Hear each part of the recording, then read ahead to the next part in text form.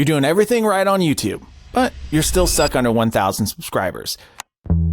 Your content is great, your audio is crisp, your editing is on point. So what's going wrong? Today, I'm breaking down the 3 hidden mistakes that are keeping you trapped in small creator limbo. And trust me, once you fix these, everything changes.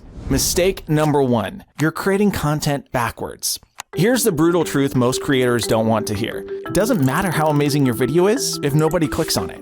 Let's say you spend 10 hours making the perfect video. Your script is incredible. Your delivery is flawless. Your editing could win awards. But if your thumbnail and title don't grab attention, those 10 hours were wasted because nobody will ever see your work.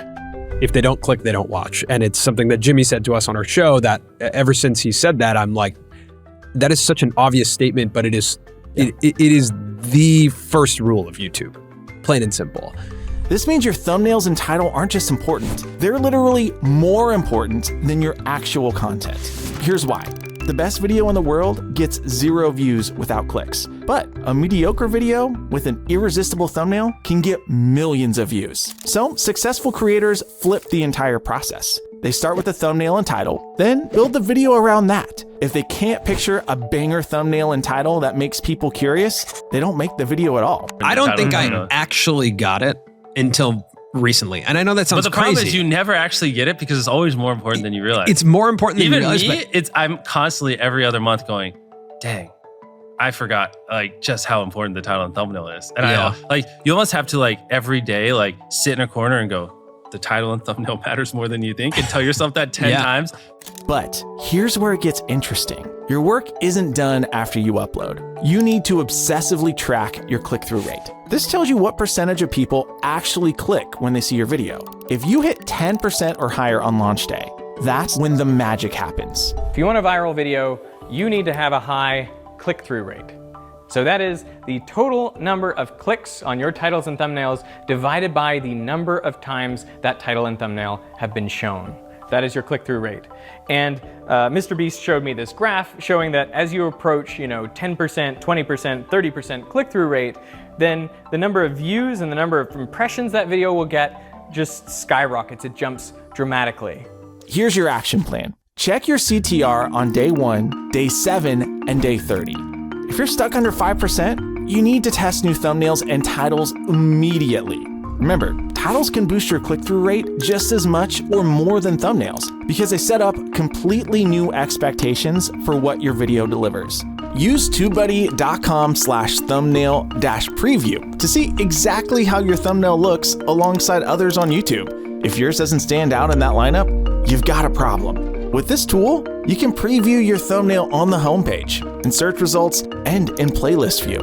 You can also check to see if it grabs attention on mobile, and even view it in both light and dark mode to make sure it looks great however it's seen. Ultimately, your thumbnail needs to stand out instantly. Maximum 4 elements, ideally 3 or less. Avoid the bottom right corner. That's where the timestamp goes.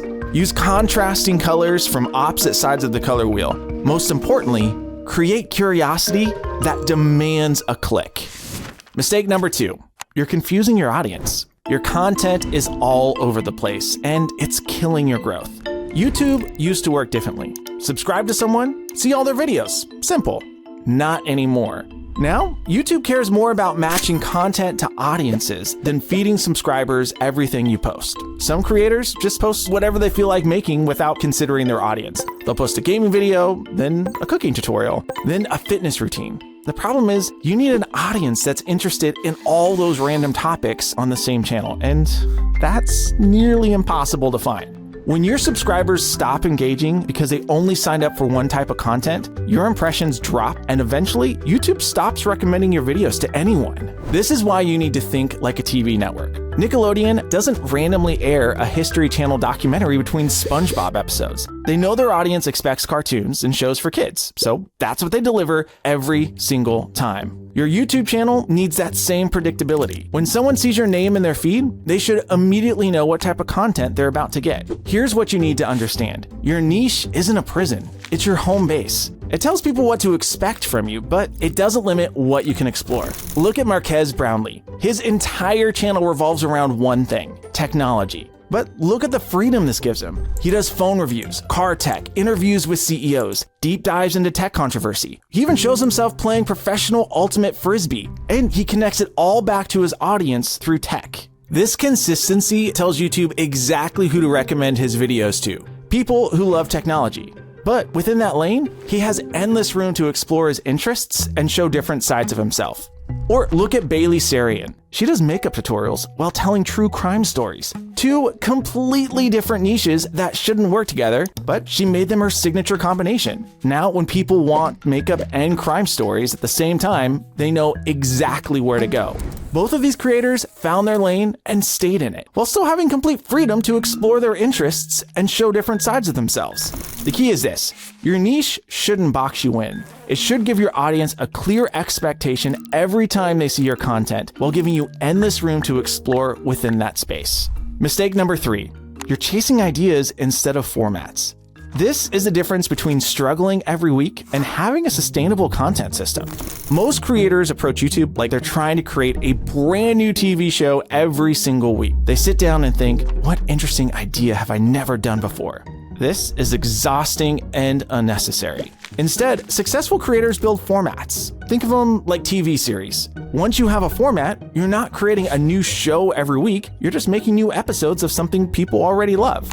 Look at how Marques approaches this. He has specific video formats he repeats because he knows they work. First impressions videos for new products, deep dive videos explaining tech controversies, car reviews that focus on the technology inside. Each format is like a proven recipe. He knows exactly how to structure a first impressions video, what elements to include, how long to make it. He's not starting from scratch every time. He's building on what already works. When you have formats, everything becomes easier. Your audience knows what to expect and gets excited for it. You can improve each format over time based on what you learn. And most importantly, you're not staring at a blank page every week trying to invent something completely new.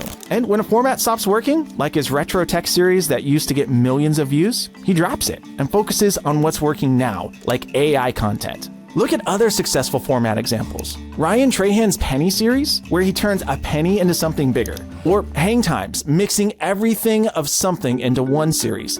Those videos have done millions and millions of views. Instead of sitting down each week thinking about a completely new concept, he simply thinks, what are 2 things I can mix this week that my audience would love? Because he found a format that works for him, brainstorming and executing becomes super easy. Here's the bottom line. Fix your thumbnails and titles first. Nail down your niche second, and develop repeatable formats third. Do this, and you'll finally break through that subscriber ceiling that's been holding you back. Now, I've got 2 videos for you. First, how YouTube finally banned garbage AI channels. This policy creates huge opportunities for real creators like you. Or, if you want something tactical, here's a 2-minute algorithm hack that gets YouTube to actually recommend your channel. Pick whichever one interests you more.